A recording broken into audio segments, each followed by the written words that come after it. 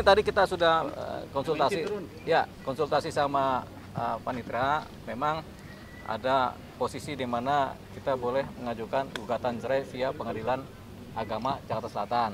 Karena domisili dari Mbak Lia ini kan di Pengadilan Agama, wilayah Pengadilan Agama Jakarta Selatan kan, domisili di Jakarta Selatan ya. Jadi di Manggarai, jadi bisa diajukan kemari. Tapi nanti verifikasi lebih lengkapnya melalui ekor, ya kan? Apakah kemudian benar itu lokasinya di selatan, apa malah di Jakarta Pusat? Ya kita cuman dari data domisili sih di Jakarta Selatan ya. Jadi itu nanti kita masukkan gugatan sekaligus domisili. Tentunya sesuai standar persidangan yang berlaku di Indonesia, 2 minggu setelah dimasukkan baru ada panggil memanggil tuh. Paling enggak minggu ketiga lah baru masuk ke acara sidang. Atau minggu kedua, siapa tahu cepat ini kan. Tapi kalau lihat tadi di dalam persidangan, di dalam tempat pengadilan agama ini banyak sekali yang cerai. Kita sanksi kalau 1 minggu ke depan sudah bisa ada sidang cerainya. Paling 2 minggu lah. Susah mediasi, uang ditahan kan harus izin jaksa dulu kalau dia mau terbang kemari kan. Tapi jaksa biasanya nggak ngizinin lah. Ya kan. Ini kan persoalan pidananya lebih kental ini kan. Kalau perdata ini kan nggak apa-apa, bisa first take ini putusan ini. Jadi nggak ada mediasi kelihatannya ini karena tanpa kehadiran dari tergugat, jadi akan diputus secara first take. Jadi inkrah first take namanya ya, putusan yang tanpa kehadiran tergugat dianggap juga inkrah juga. Ya cerai lah, meminta hakim meminta penggugat membayar biaya perkara. Udah itu aja.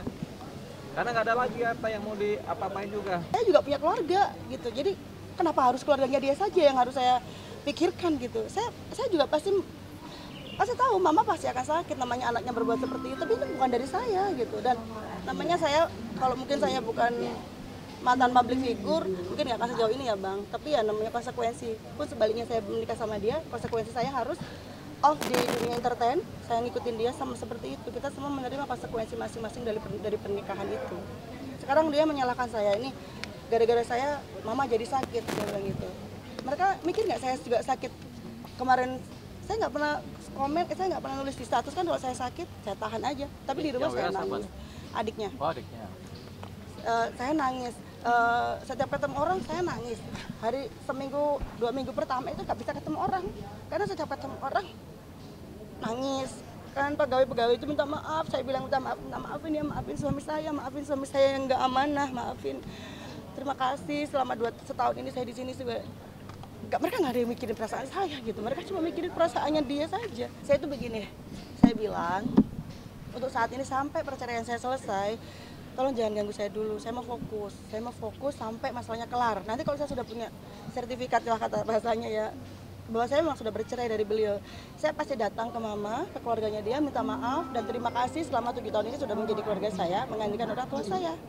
Tapi nanti setelah akta cerai keluar gitu loh. Jangan sekarang saya diteror setiap hari, saya sudah cukup stres gitu loh. Dari teman-teman saya yang di bank-bank lain, istri-istri teman saya yang di bank-bank lain itu kayak, kenapa Mbak Lia? Mereka semua mengira suami saya selingkuh gitu. Saya masih diam, saya enggak kok nggak selingkuh, saya bilang gitu. Enggak kok, kita memang nggak bisa bersama gitu. Itu dari saya pindah ke Jakarta sudah diteror sih sama keluarganya. Baik banget. Baik, saya dekat banget, makanya saya nggak bisa ketemu karena saya pasti nangis, apalagi mama ya. Mama itu sama saya seperti saya ke anaknya, saya tuh seperti diperlakukan seperti anaknya sendiri. Makanya saya nggak sanggup, jangan sampai saya goyah gara-gara ketemu sama mama.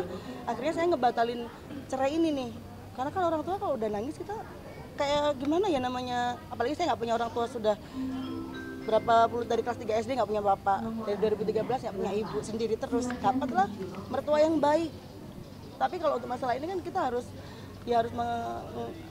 memahami perasaan saya juga dong gitu. Dia meminta maaf kalau selama masalah ini dia mungkin sudah 1 bulanan nggak mau komunikasi sama mama karena dia nggak bisa gitu, pasti dia nangis gitu. Tapi dia tetap sayang sama mama karena mama yang nganggap dia kayak keluarga, kayak anak sendiri. Cuman minta maaf kalau memang masalah ini bikin mama sakit, minta maaf kalau masalah ini bikin kita jadi kayak renggang gitu. Tapi saya juga pengen mama mengerti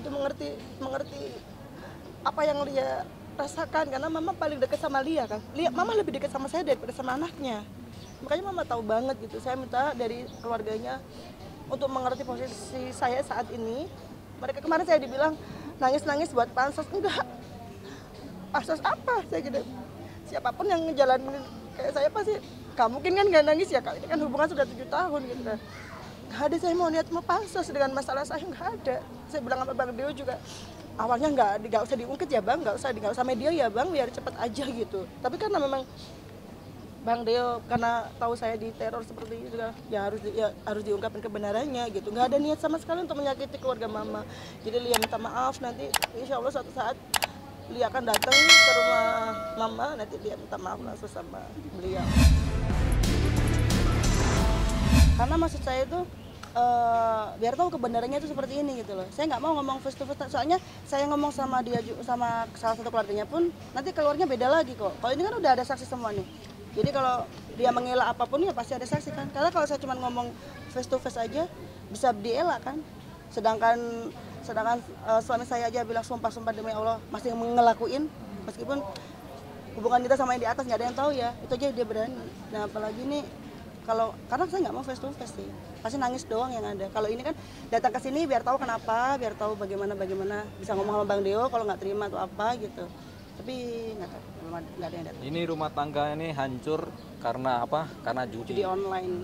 Jangan deh, beneran serius. Nah ini nggak, di sini pertanyaannya kita balik, ada nggak di sini yang main judi slot juga nih? Gitu. Nggak ada. Karena nggak ada berarti ya sudah, jangan ada yang main judi lagi lah, apapun juga. Nggak ada keluarga di Jakarta. Jadi kemarin ngekos harus, karena ya aku harus melanjutkan hidupku yang sempat tertunda 7 tahun yang lalu kan. Jadi ya tapi aku juga lagi bikin usaha kecil-kecilan juga buat, karena kan mau puasa, jadi nyanyi juga pasti nggak ada kan. Jadi aku usaha kecil-kecilan, keripik kayak gitu-gitu, yang penting lumayan lah. Kalau untuk penjualan dapat satu bungkusnya 5.000 kan lumayan. Jadi apapun yang bisa aku lakuin saat ini ya aku lakuin untuk penunjang hari-hari. Aku tuh memang bukan tipe orang yang nyeritain keluarga aku ke mereka sih. Tapi mereka dikiranya aku yang kayak, aku kan kemarin-kemarin masih sering ke Jakarta seminggu gitu, balik lagi gitu kan, masih pengen bolak-balik gitu waktu itu, tapi nggak nyanyi sih. Jadi pas aku balik ke Jakarta mereka nggak ada tahu, taunya ya ke Jakarta nanti untuk kembali lagi ke Manado gitu. Tapi pas lihat statusku gitu baru nanya-nanya. Aku nggak cerita ke siapapun, cuman orang terdekatku, Kak Mei, Kak Dewi, terus makeup artisku yang satu rumah sama aku sekarang. Terus ya orang terdekat aja, karena nggak ada gunanya juga cerita ke semua orang. Sekarang ini harus, karena aku nggak mau kayak itu tadi saya bilang, dibilangnya uangnya itu pasti kepakai buat istrinya, biaya hidup istrinya, jangan-jangan istrinya punya aset ini itu. Jadi harus, makanya ya harus kebenaran ya tetap harus disampaikan ya. Artinya jangan timbul fitnah di antara mereka ya. Saya cuma bawa koper dan apa yang bisa saya jual. Saya tuh dalam 1 bulan, saya di sini udah 2 bulan ya, udah ngejual 2 handphone. Saya ambil barang yang bisa saya jual karena nggak tahu mau ngapain ya, Mas. Saya nggak mau utang-utang sama teman-teman atau gimana gitu. Jadi keluarga saya juga saya nggak mau ngerepotin. Terpaksa ya jadinya dijual ya Bang Leo. Ya jual dong. Itu kan asli. Ya terpaksa nanti kalau memang belum ada job sama sekali kan saya. Ya alhamdulillah ada usaha kecil-kecilan ini. Terus kalau memang apalagi yang bisa aku jual ya. Jadi aku kayak mikir apalagi yang bisa aku jual gitu.